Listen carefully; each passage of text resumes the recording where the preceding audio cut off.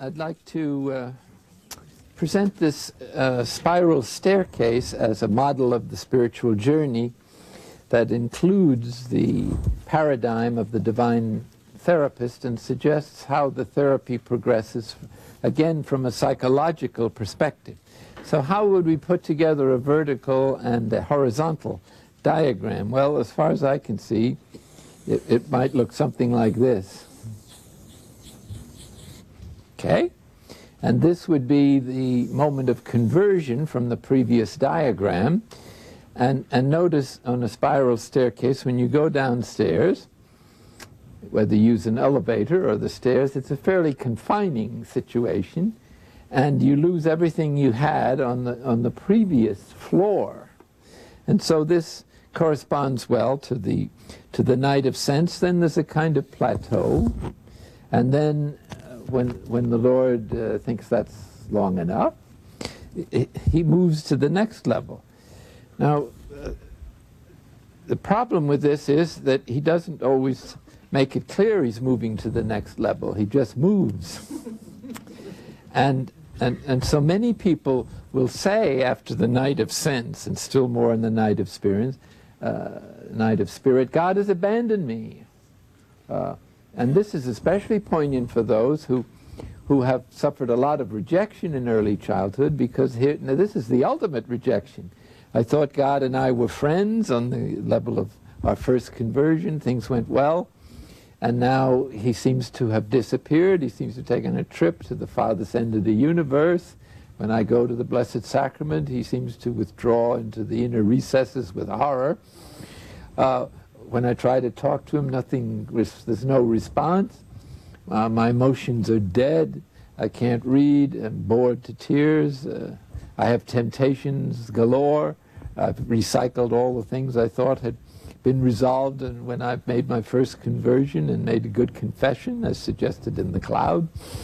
So everything is falling apart, but the most poignant aspect of what John of the Cross calls the first night is the sense that God has gone away, has left us, or doesn't care anymore. The friendship has come to an end, in other words, the most wonderful friendship we ever had, and hence one goes into a mourning period, and this is very characteristic of the night of sense, that one feels the sense of loss and doesn't know what to do about it, and no amount of praying, reading, even liturgy, or even ministry does any good. The ministry usually, there are difficulties, it falls apart, everything goes wrong. Our best friends get into an altercation, and so there are external difficulties on top of the interior sense of loneliness or abandonment that occurs there. And this can last quite a while, actually. And so it's important to realize that this is a part of a process. As we showed in the other two diagrams, it's not true that something isn't happening, but that this experience is part of the divine therapy and is necessary to bring us little by little to the full realization of our incredible capacity for evil. Or put it, our incredible capacity for weakness and powerlessness. And this can be especially difficult with people with psychological difficulties or problems, because they're already suffering from those. And so it needs a delicate discernment to know when someone is both in a depression, for instance, and in the night of sense. The difference perhaps is that in the night of sense, and still more in the night of spirit, there is a sense at times, not always, of going someplace. In other words, there's a sign of some fruit, like more humility, less judgment of others, a greater love of God, or at least a greater submission to God's will in our life, a greater willingness to serve. Whereas in a depression, it doesn't go anywhere. It's just a loss of time. One is paralyzed, one doesn't want to do anything, one wants to sleep all the time, and it doesn't have any relationship to going someplace. Now, it's especially difficult when both are going on at the same time. It's important for therapists to recognize that in the negative sense, a person is going to have depressed feelings, but they may not be clinically depressed. The depressed feelings are automatic because they've lost something it's like losing your best friend. It's like losing God. You've lost God and all the things that took you or reinforced that sense of relationship. In other words, the sense of relating to God happily ceases, more or less. And so, as always happens, when you lose something you love, you go into a grieving or mourning process. And that mourning process looks like a depression. But it isn't. The reason you go into mourning is an enormous gift, the gift of knowledge, to be theologically exact, which is an infused gift of the Spirit that impresses upon you through the intuitive faculties, not through reason, that God alone can satisfy. Now this is a tremendous gift, because all the energy centers were rooted in the fact that you thought you could find happiness as a child in power control symbols in the culture, in affection, esteem, and pleasure, or in security symbols. Now you know, without it going through a rational process at a deep level, that none of those things are going to work. And so your hope to find happiness in those things is another cause for grief, because now you don't know where you're going to find it.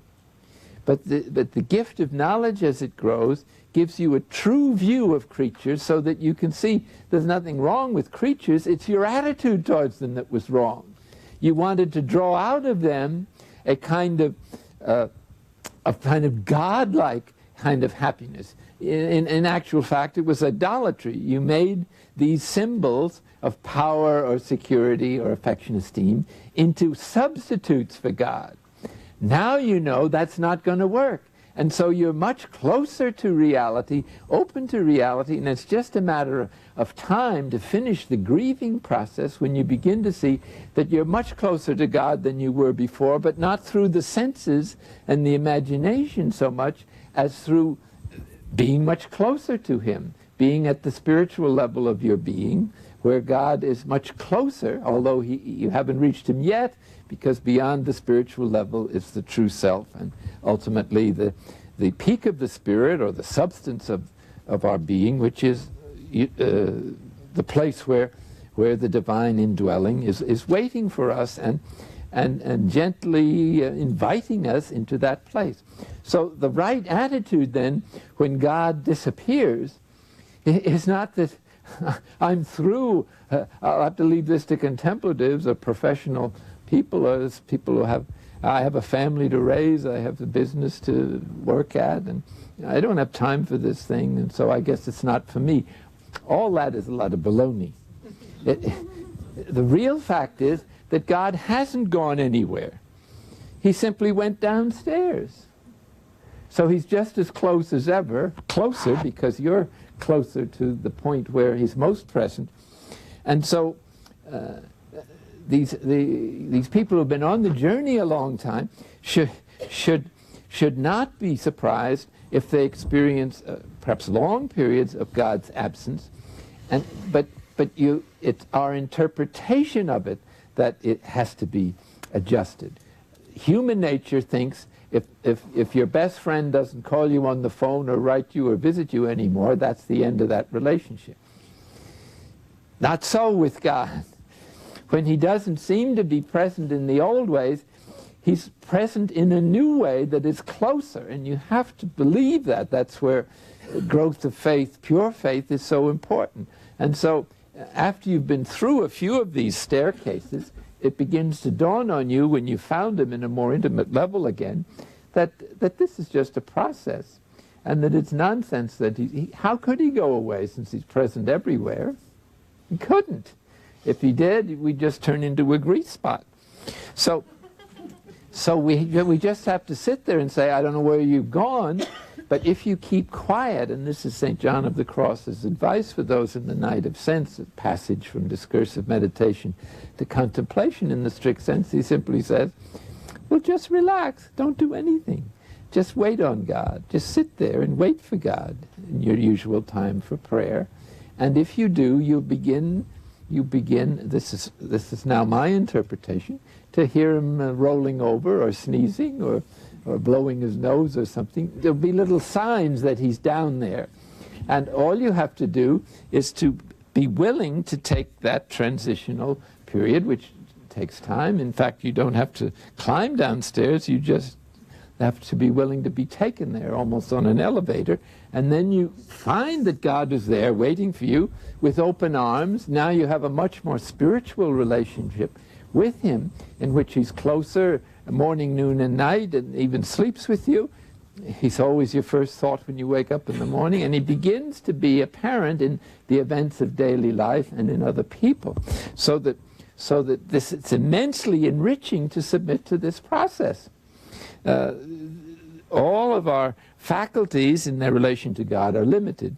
When we pass beyond the faculties, the ordinary awareness, into the spiritual level of intuition and the will to God, then we begin to sense the spiritual presence of God and the divine energy in new ways, and the enlightenment, various little kinds of enlightenment in which God shows himself to be present in creatures, in nature, in art, in relationships, in other people.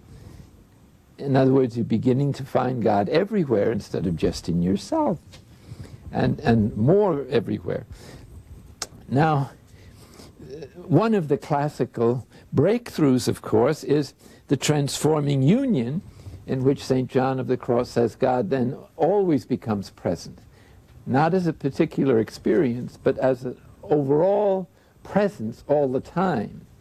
That too goes through some vicissitudes and deeper purification, so that at times there may be, one may have a period of a few weeks or a few days of loss of God, or more deeper trials than one has ever had. But they're brief, and they don't last long, and they always have a tremendous reward when the beloved shows up again. And this process then of further development of the state of transforming union can go on, I suppose, for the rest of your life with further nuances, and is about as close to heaven as you'll come to with the limitations of this life. Now, a very important point to add to this presentation is that every step down is a step up. So there's a corresponding, like a descant, you might say, in music. Every time one is humbled to a new plateau in which one accepts one's limitations with the love of God and finds God's mercy at this new level and at that level and at that level, one also resurrects at the same time. There's an inner resurrection that is correlative with every humiliation. That's why St. Bernard says the path to humility is humiliation, but it's also the path to divine love. So that at the bottom of this pile, we might say, is purity of heart, which is what perfect humility is. In other words, the heart referring to our inmost being. Our whole being, therefore, is integrated and united and open to God as a kind of a second nature, so that there's no plans of our own that interfere with God's plans. We may have a few ideas, but they're easy to drop if there's indication that they're not appropriate. But these are, and how do these manifest themselves? These manifest themselves theologically first by the gifts of the Spirit. Charity, joy, peace, the ones that are listed in Galatians. These begin to appear in daily life and in prayer, and after them, after one has gone down through the beatitude, through the night of spirit, then the 7 or 8 beatitudes begin to emerge, which is the fullness of the Christian life. So as our own ego begins to diminish as a manifestation of ourselves in daily life, The new manifestation is the Spirit and the Beatitudes, or the mind of Christ, which is another word for the gifts of the Spirit. And so this heads for purity of love. And whichever one you want to emphasize, they both terminate in the transforming union, which means that you have finally emptied out all the obstacles from the whole of your life to divine union. So that it's in letting go of what shouldn't be there that one finds God. And as we know in the Eastern religions, the same intuition is somehow present. Like in Zen, you wait for the Buddha nature to reveal itself, which is another word for the true self. The Buddha nature is simply the divine life that has been given to each of us before it has been manipulated by the process of the development of the separate self-sense. So the false self is really an illusion. The unique self is the true self, which is the gifts, the person that God originally intended us to be. And this is what is gradually recovered through the divine therapy.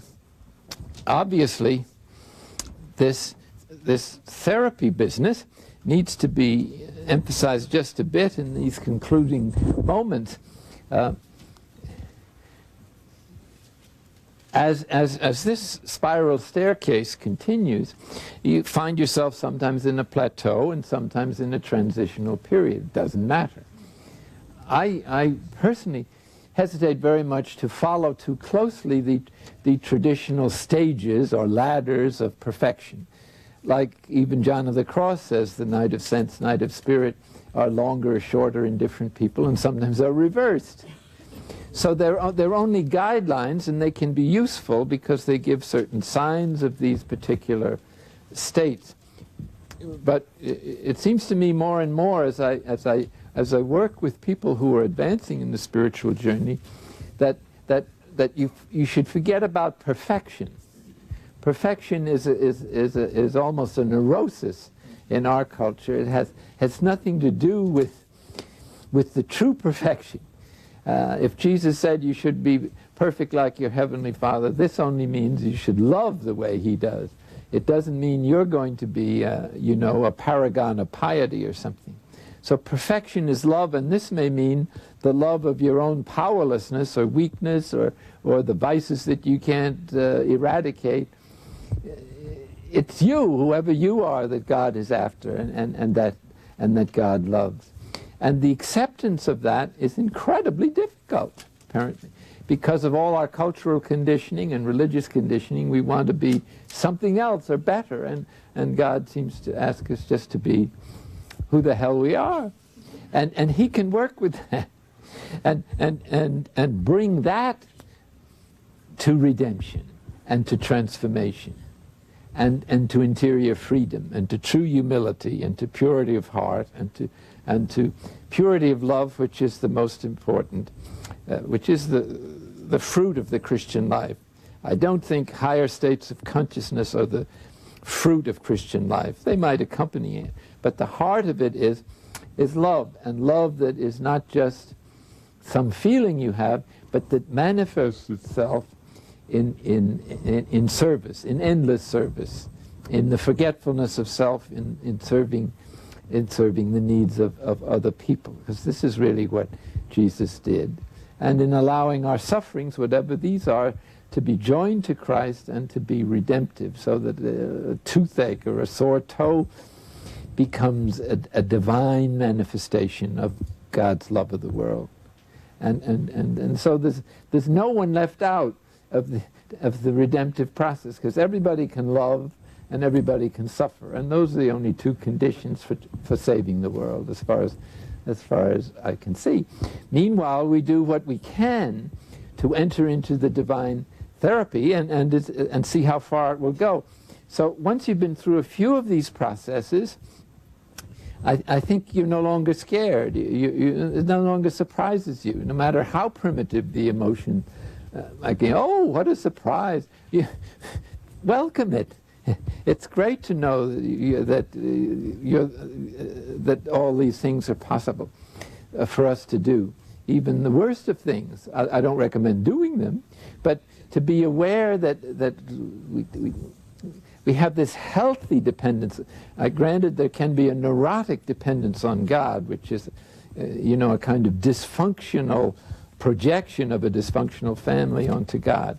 But God himself can handle that if we submit to this process, our dysfunctions, our family difficulties, one by one are brought to our attention, and we're invited to let go of our attachment or aversion to them, and perhaps interior freedom is the most important thing. Also, once this bottom of this pile is reached, or close to it, an interesting thing happens, that the Spirit seems to give us back or to lead us through all the stages of our life, not chronologically, but kind of morally, or so that we relive our infancy and puberty and early adolescence and adult life and midlife crisis and so on.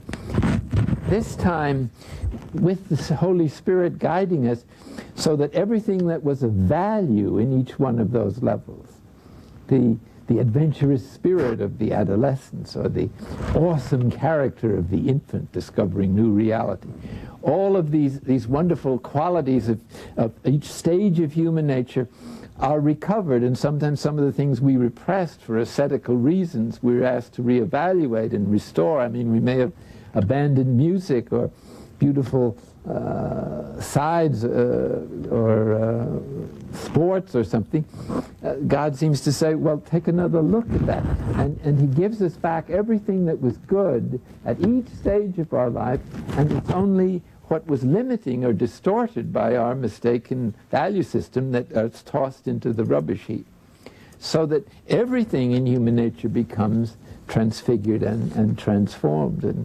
And I think of Mary here, our beloved companion, without whom I couldn't have started Contemplative Outreach, and who's been a great supporter to us all. And she sort of developed this welcoming process, which includes every damn thing you could possibly not want. The welcoming, she in her last 6 or 7 months, you could see her mellowing, and she became really radiant right in front of our eyes. I should have known that she was getting ready for heaven, but it didn't occur to me. I was expecting to die first. I'm 2 years older, but she was so happy person in the last few months of her life. It just wasn't real, at least for this world.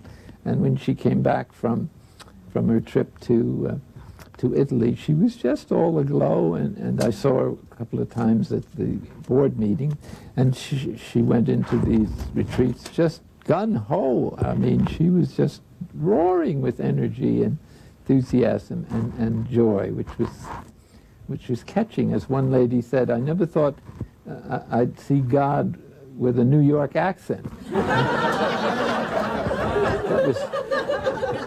But that's the kind of impression she made in her last retreat. And as you know, she died. She didn't have time to do anything. She just welcomed, and that was it. She got a little too good at welcoming.